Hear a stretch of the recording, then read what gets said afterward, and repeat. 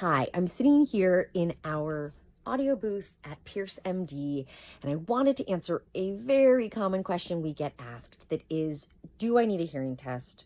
Should I have one? When do I have one? Should my mom have one? Etc. And the short answer is yes.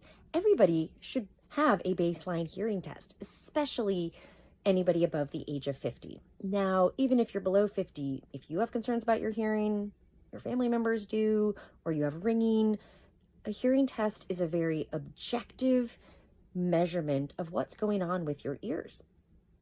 And as soon as it's over, Jenna, our audiologist, will review the results and you'll know. If you don't have hearing loss, then you have the proof and you can choose to use that however you would like in your home. If you do have hearing loss, it's going to give us information about the type and the frequencies. And hearing loss can come in a variety of factors. You can have conductive hearing loss, which could be due to fluid in the ear, a hole in the eardrum, inflammation around the hearing bones, eustachian tube dysfunction, or you can have nerve damage hearing loss, which can be due to many other factors.